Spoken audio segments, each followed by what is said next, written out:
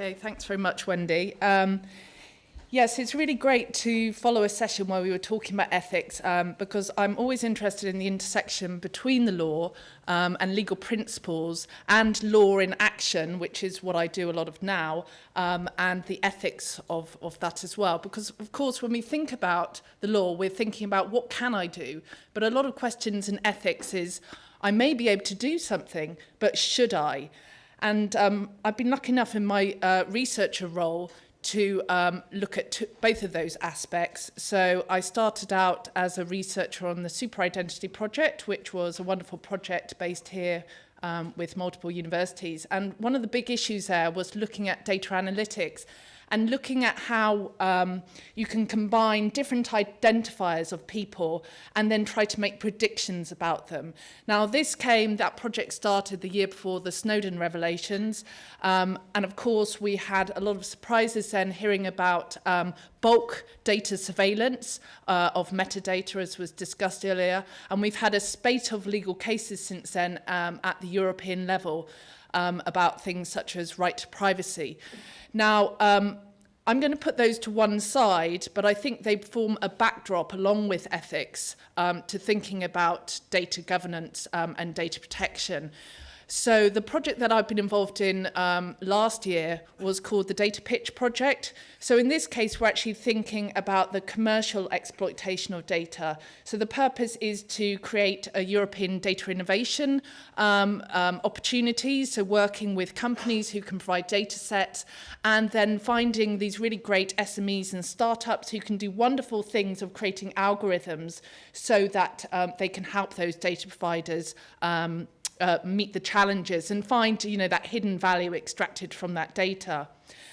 So this really brings a question that I've been working with my colleagues is about, how do you actually do this in practice? Are data analytics and data protection actually friends or foes? And perhaps they're a little bit of both. They sit in a strange relationship. But it is interesting when you do that drilling down in terms of what does this actually mean for companies who want to do analytics on the ground and how do they comply with data protection? As we know, the GDPR, we've all heard of the GDPR, right? My job is done at University of Southampton. We've all heard about that, but of course that raises much higher standards for us all. So how does this new world of data analytics that runs out beyond, and of course the law is trying to catch up, is the law fit for purpose?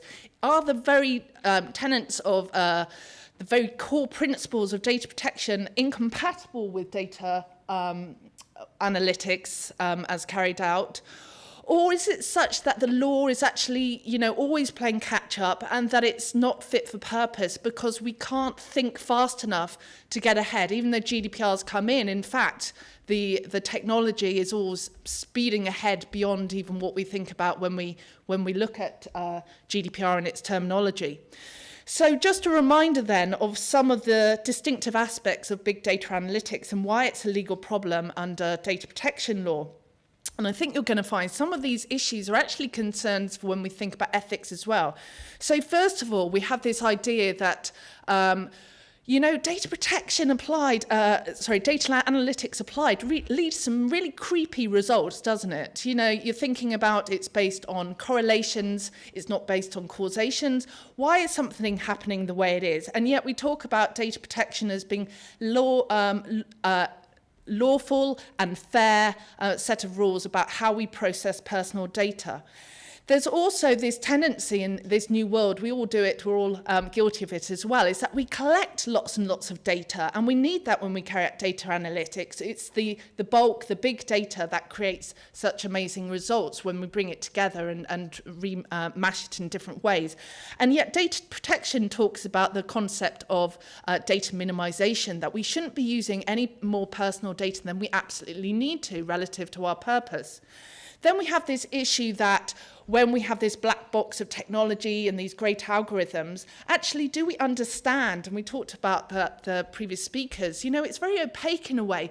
So how do you actually make that clear to people who want to understand, how are you using my personal data? How are you making these decisions? Are the two things incompatible, in particular when you're talking about getting people's consent to carry out such processing activities?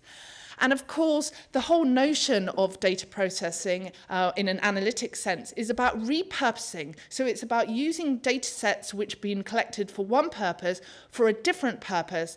And that's essential to data analytics, and that's sharing. And yet I'm going to be talking about how there's a principle of purpose limitation, that there are actually these checks and balances that said we shouldn't be reusing data for whatever purposes. There are constraints in respect of what we owe to data subjects. And of course, there's this whole thing about profiling and tracking and effects on individuals. These are all the things that we associate with data analytics, and yet these are also the things that data protection has been put in place to prevent and constrain. So I guess my starting point is to say that, and this is actually a quote from a title of a White House report, which was produced under Obama's administration, Seizing Opportunities and Preserving Values. So the point here is that previously a lot of people thought about it as being seizing opportunities versus preserving values. In another way, you say that you can't get innovation because privacy law prevents you from doing that.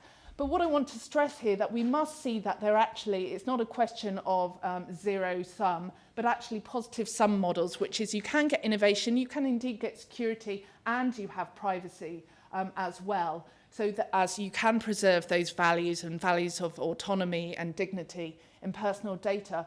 But of course, that does raise the issue of how do you do that? There is this tension, you have to find a balance, and how do you manage that balance in practical terms? What's your guiding light here? Now, don't take my word for it when I say that you can have data innovation and you can have data protection compliance, because these are actually the words of our UK ICO Commissioner, Elizabeth Denham. So she said last year, there is no doubt the huge potential that creative use of data could have, but the price of innovation does not need to be the erosion of fundamental privacy rights. So what she's saying here is that there are ways that we can win on both bases, but it's very easy to get it wrong. So this quote was made in the context of a decision. This was about the Royal Free NHS Foundation Trust. Many of you might have heard that it paired up with Google DeepMind. Now, in this case, what they were doing, they were looking at 1.6 million patient data, and they're trying to find ways to create an app. So this was at the experimental phase. They're trying to find ways to create an app that will be able to predict when someone's going to have a severe kidney disease. Now, they went ahead and they started to roll out this program, and they were caught by the ICO, who decided that they had breached data protection law on 3 bases. First of all, they hadn't really thought about what's your justification, so they relied upon implied consent, and I'm going to use this terminology of what I call lawful basis. They hadn't got that right. And second, matched to that, they hadn't really thought about the reasonable expectations of these people who perhaps had come into A&E many years ago and provided data. Did they really expect that that data was going to be secondarily used to trial a clinical app about kidney disease? And then third of all, they also said that they had gone ahead and they hadn't really thought, do we need to carry out a privacy impact assessment right before we start? So they had, carried it out and done things in the wrong order. So they were picked up on that, and actually yesterday they announced that they were going back and they've carried out audits. So, but you must remember that this is under the Data Protection Act, so the old regime. We're now in a new regime when we have a lot higher fines. So it'll be interesting to see. I think they're being very lenient there because it's an NHS trust involved. But, will we see similar decisions in the future? As in companies, organisations, you have been warned, we told you so. Now, of course, GDPR has a massive impact on this, and I think that the GDPR impact is actually for the better. So in a lot of my research, it's interesting to point out that when we looked at the old regime, it was really based, 20 years ago when we were thinking about data or information as being very static. We thought about pockets of data, perhaps about someone's a name, an address, and NHS number. And yet now we're in a much more fluid era where we're thinking about data like water that flows around. And actually the language of the old legislation was very static. It was very absolute. Either you've got personal data or you don't have personal data. It almost feels like, you can do data protection and then forget about it, or you can anonymize and then forget about it and everything will be fine. Now, actually, what's built into the GDPR is a much more dynamic and adaptive approach, and this is to be welcomed. It's actually calls itself risk-based regulation. This means that it's putting the onus on you as data controller to take accountability, so it's massively important, this principle of accountability, but also to assess risks and put in place the adequate organisational and technical measures that you need relative to the context in which that data protection processing is being carried out. Not just that, it's got this risk narrative, but it also gives you tools that really help you think about, well, how am I going to do this? What tools or enablers, as I like to call them, can I use? And it gives you some prompts, and I'm going to talk a little bit about those prompts and how we can use them in a data analytics context. So I'm just going to outline why, and this is part of my thesis, why really GDPR is very dynamic and adaptive, but that's a good thing to be welcome, and we should really all be thinking about data protection and personal data in that context. So first of all, we have this aspect that even though when you carry out data analytics, it doesn't necessarily have to involve personal data. Of course, a lot of analytics is carried out which doesn't have anything to do with people. But then, of course, there are times where you have data which is indirectly about a person. So it can relate to them, even if it's not about them as such. And that's an important distinction. If you think about something like, a survey about weather, you might think that's got nothing to do with people, but actually the people are providing the survey questions, that survey, those responses. It could be to learn more about people and the way they react to weather conditions, or to do some people planning around those outcomes. So you see, whenever you're trying to learn something about individuals, you are more likely to have personal data. And that's why it's becoming, one academics called it, the law of everything. And I think that's the way it's going to be in the future. Because the second aspect, which I talk about a lot, is to do with identifiability. So to have personal data, which is governed, its processing is governed by GDPR, that person must be identified or identifiable from it. But of course, we have this, with this era of data discovery and so much information being out there about us, it's very easy to single out people, to link, to infer about people, and for that identifiability criteria to be made.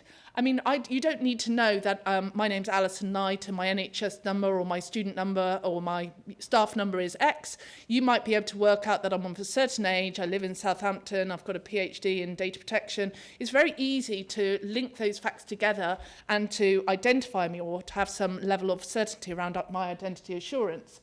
And of course, that's equally true when we think about anonymisation. Previously, we thought that anonymisation, guarantee of anonymisation, we're not living in an era where we can guarantee anonymisation in the sense that, there's irreversible de-identification of that person, at least not when we can single out people from that data, which is what we need, because that's where the utility is extracted, when you can single out and infer something about particular people in your processing context.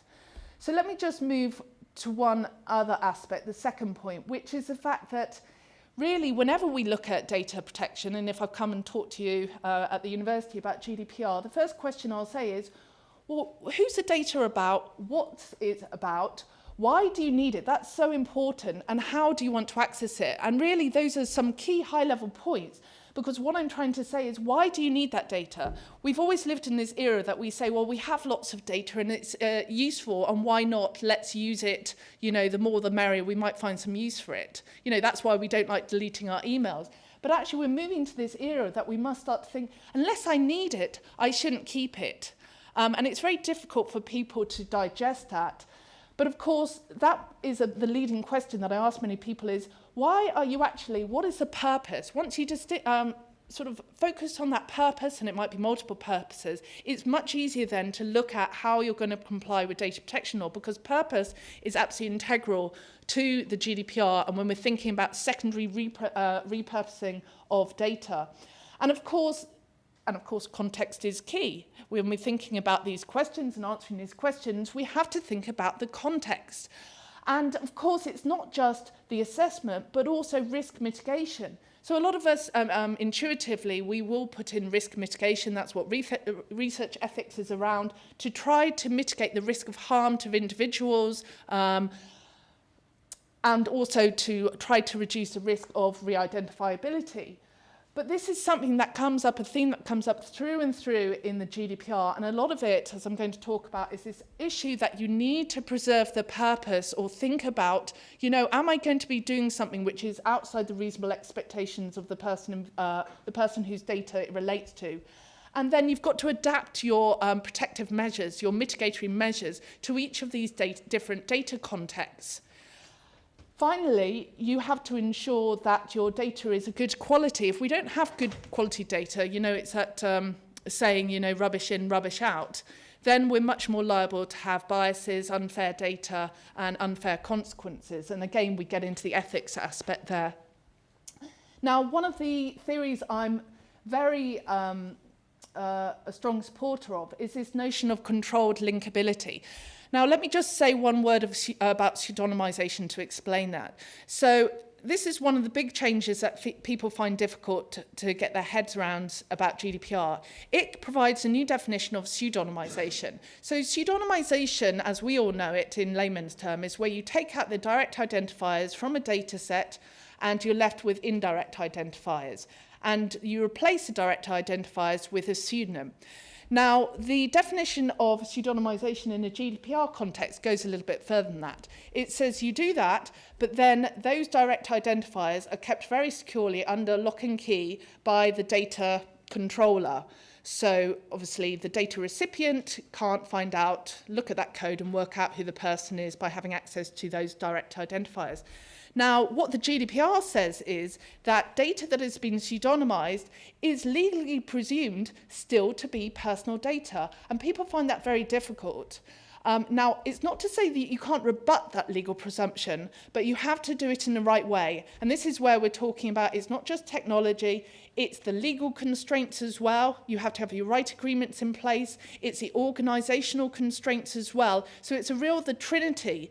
So it's very difficult because people want you to give them that assurance of it's not personal data anymore. And I'll say, well, it depends, you know. And actually the law is in a state of flux about this, about identifiability by whom. So we had a very big case where they said that in a certain context, dynamic IP addresses remain personal data, even though the web operator at that time who gathered them couldn't actually determine who that person was. So this is a state of change around this notion of identifiability. But I really think that pseudonymization, it's mentioned many times in the GDPR, it's very good at a harm mitigation. It mitigates the risk of identifiability, but it also mitigates the risk of harm. It's a safeguard. It should be welcomed. Pseudonymization is not a bad word, even though it's associated with still remaining personal data. And I believe that in a data analytics sense, this is all about controlled linkability. This means that what you need to do is insert links and controls in respect of that particular data analytics process you're carrying out to ensure that only the data that's really relevant to this operation is used. And this is in building it, and I'm going to talk a little bit more about that, but I've written along with my colleague, Sophie Stella-Bourdon, the professor, she may be watching this at home, but we've written a lot about this along with a company from the States called Ananos, and I would really say, you know, do check this out. There's a lot of very fascinating technology that underpins this. But I must say something about consent, because I think consent is the elephant in the room in many ways. And, you know, we've all received our many GDPR emails recently, haven't we?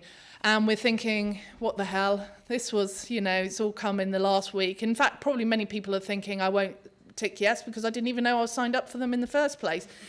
And of course, it's this problem about, you know, we have this new definition of consent. It should be informed, it should be meaningful, specific, meaningful. That's not a used word in the actual GDPR, but what it's really saying is that it should be specific enough, and it should be said in a language that the people who are getting this consent request actually understand, and it should be freely withdrawable. Now, of course, this is a problem in an analytics purpose where you're going to be repurposing data and secondarily and ongoing. How do you get consent for things like this? Consent is I like to call it a straitjacket. It's very difficult.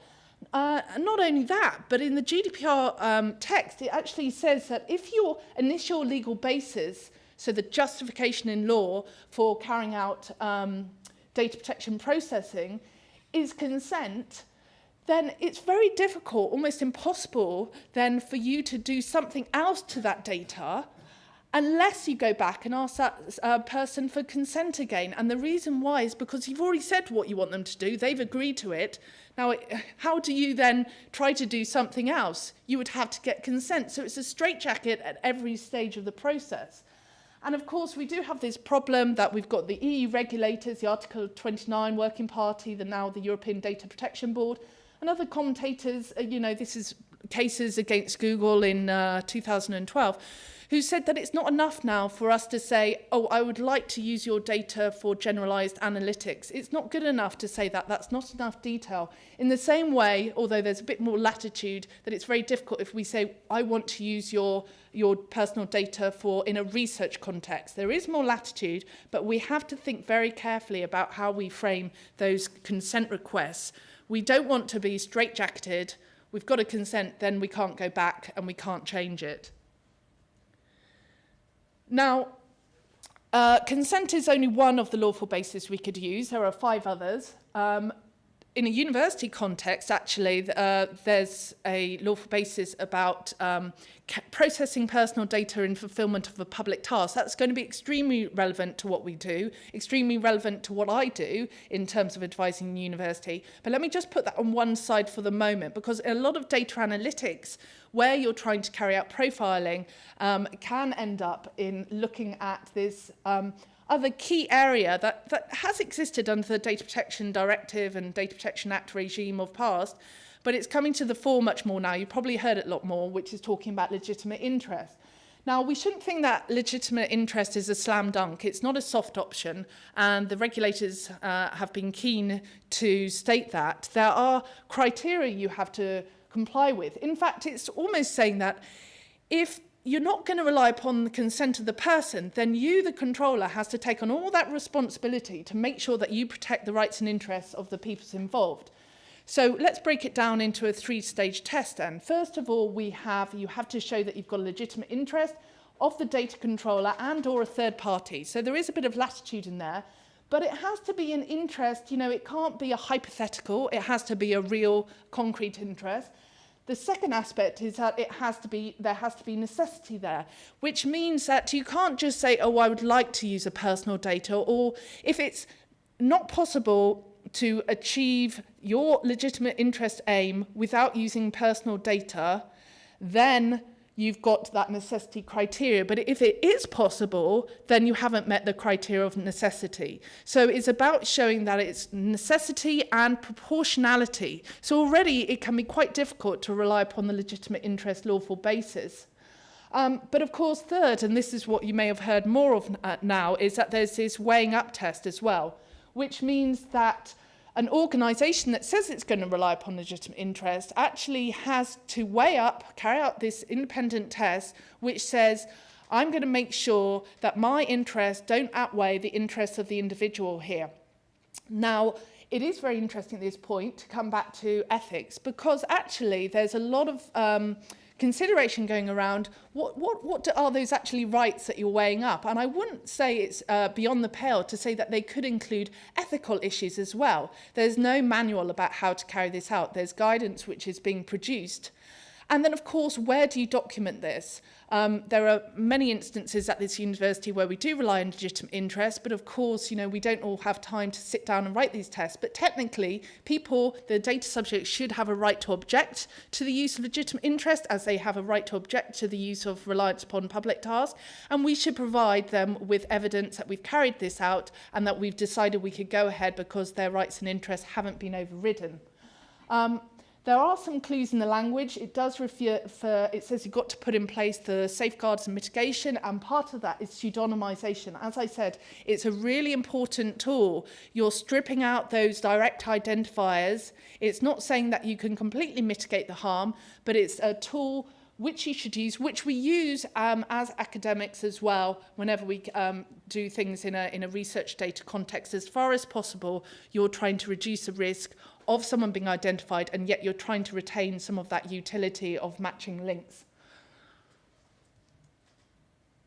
So all I want to say here is that if we break it down then into looking about how you can carry out dynamic data governance for analysis, you really have to think about, so this is a very, very simple diagram. If you think about the fact that something like machine learning, facial recognition, we're talking about millions of different interactions. But really, what it is that when you have your data collection, you need a legal basis, a lawful basis. As I said, consent is a very difficult one to rely upon. You could rely upon legitimate interest or public task, but you also need to have a legitimate interest at the second stage. So this is at the time or just before the analytics part, the secondary repurposing of that data is about to be carried out. And of course, if then you have a third purpose, so let's say that you've, like in the data pitch project I've been involved in, you've worked out that there are lots of patterns, you've created new algorithms, and then you apply it to the data of the company who provided the original data sets and say, okay, let's see what happens. Let's see what, we want to apply this to our customers to get the best value out of it. Of course, if this is going to have consequences for them, then you need to really think carefully, can you use legitimate interest? Not always, and that's the thing. When it's going to have a significant effect on them, then sometimes you need to think about consent. So really the way to think about it is that it's not enough to say that we can look at one step. We need to think about this as an iterative step of demonstrating accountability, documentation, and about thinking about what do I have to do to satisfy those different lawful bases at each stage. And of course, once you've chosen one lawful basis, you can't go back and change it. You have stuck with that. So it's really important to get it right. But of course, this is a secondary bit, which is so complicated. And this is, if you talk about data protection and data analytics, this phrase will come up again and again. This is the purpose limitation principle. So as I've written it down, so it's got two stages. First of all, personal data must be collected for specified, explicit, and legitimate purposes. So legitimate means that it's got to be lawful, so you've got to have a legal basis. But also, the specified, you need to tell people what you're going to do, and you need to tell them if those purposes change. But not just that. The second aspect, data must not be further processed in a way that is incompatible with those purposes. So really, what it's saying here is that it's not saying that you can't repurpose personal data for a different purpose, but that secondary purpose has to be compatible. Now, you might say, okay, this all sounds like very legalistic words, but let me tell you what that means. So we've got this now, some guidance under the GDPR. It means that, is it within the reasonable expectation of the data subject that their data is going to be reused in this way? What's the effect on that data subject if their data was reused in this way? What's the nature of the data? Is it sensitive data? These are all types of things, and it is, a test. It's difficult at the moment. It's a test of fairness, which might sound quite strange in a legal context when you're thinking about it providing instructions. So on those 2 points, the big point I should make is that it is very difficult. How do you specify the purposes for which you want to use data and reuse data in an analytics context? We talked about that with the speakers a bit earlier today. It's not necessarily that they need to know what algorithms are being used, but they should at least have a broad understanding of why is this data being repurposed. So let me give you an example.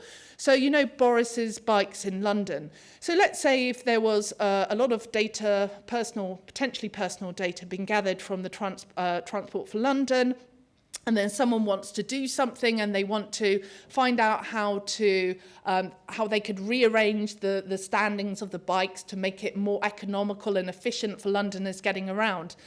Now, if that's the purpose with which the people are trying to find out, well, you know, what can we do with this, where we can find the patterns? Is there a way to explain that to people? You know, we're trying to make things more efficient, but you see, it is very tough. We should be explaining the scope, at least trying to explain in those types of common law language, and also what are the consequences? How might this affect someone? So it is a point that to come back to again and again. It's around transparency about what we do and what's the law asking us to do in this point. And I can't underestimate how much this is a tricky exercise. Now, there is this point about compatibility, showing that you've got compatibility at each stage of the different processing. We're lucky because we work at a university where public task comes in, where if you're doing something in a research purpose or when it's statistical purposes, so when you can't, it's aggregated data, there is a presumption that compatibility is met. So in that way, we can do much more than other people can without having to show that there's compatibility and fair for reasonable expectations. And that's good. But the other side of it is that if you're doing research, data and analytics, then you have to think about Article 89. I don't have a quote of what it says, but what it says is you need to embed safeguards, mitigatory steps, pseudonymization into the process. These must be the checks and balances, and this is just not a one-off. This is also about teaching researchers. This must be embedded into the very process. So in fact, you find that there are similarities between legitimate interest and the standards it requires of people, and also scientific research and the standards that the GDPR expects of people when they process personal data. Now, an impact assessment. Many of you might have heard the word data protection impact assessment, a DPIA. This is now a mandatory requirement under the GDPR when there's a high risk to data subjects from personal data processing, and the GDPR gives specific examples to do with profiling and large-scale surveillance and tracking. Now, it can actually be seen as a very, very good tool in the sense that we should be carrying out impact assessments. This is all part of picking up the contextual aspect and looking at why am I repurposing personal data. In a way, before you carry out data analytics, you need to be focused on, how good is my data? Am I only using those bits of the data that I actually need? Where's my security around that? Do I need encryption? But of course, as I mentioned, when you get to the point where you're actually going to be doing something and it might have an impact on people, so this is maybe caught by research type data analysis, maybe not. But really, you need to be carrying out that impact assessment before that takes place. You should be carrying that out. So just a couple more slides here. So really, to bring this together, you may not be surprised by my conclusion because the words data protection by design and default are actually built into the GDPR. Article 25, from now on, when you process personal data, it should be by design, which means that you should be thinking about building in privacy and data protection principles right from the start, not down the line, right from the start. Just as we do with other things such as health and safety, environmental considerations, it needs to be in a living dialogue at every stage of the university. But also there's data protection by default, which means that we should be building into the technology that we use, embedding into it our purpose specification, our purpose limitation, actually building in, integrating the very compliance principles with data protection itself. So as I said, purpose limitation, data minimization. So by doing this, we should actually make it much easier to comply with the GDPR. I would say that if you get data protection by design right, you're halfway there to complying with the GDPR in total. It's not the only aspect, but it is a very, very key important one. And as I mentioned, dynamic pseudonymization, controlled linkability, where you ensure that there are the right control mechanisms right for the particular processing, and you're only showing bits of identifiers about who a person might be, depending on what that purpose is. And other times you just keep them muted out. So just in summary then, I hope I haven't gone over time, really, if you remember 2 words from coming away from this talk, it's about creating trust and transparency. And I hope these words are words that, from an ethics perspective, we also thinking about. How do we create, maintain trust that's been undermined by things like the Snowden revelations, but also how do we create transparency and the right type of transparency? So my message is that the GDPR does have these enabling tools, these tools of compliance, which can help us achieve innovation. Perhaps not as much innovation as we want to. There are restrictions, and of course I go back to that, what I said at the beginning, just because we can doesn't mean that we should. That's a separate sense of ethical considerations. Incidentally, on that point, the data protection impact assessment, the way that it's going now, the way that the regulator, the ICO and Europe are going, is that ethical considerations should be built in at that point. Now, of course, we're not at that point where it's telling us what those ethical considerations are. You know, we're going back to the earlier speaker about, you know, subjective, objective, but it says so there's this real harvest of debate that could take place about what are ethical considerations and how do I build that into my impact assessment. So really fruitful area for research. But I would say as well, you know, in a lot of cases when you think about analytics where you can't get consent because you don't know what's going to happen, at least it should be limited by putting in these safeguards, and legitimate interest or public task with the research safeguard is the right one to use in that case. But it does take a lot of responsibility and a lot of, you know, keeping that dynamic protective measures and reassessments as we go along. It's no longer static, a one-off consideration. And of course, by design, the really key here is that we're trying to ensure that we preserve purpose, that purpose over time. So we're not starting to use data for, you know, for purposes that the individual may not know about or may not expect. That endure means that we have to find ways to inform people about what we're doing with our personal data. And I think that's where technology comes in as well.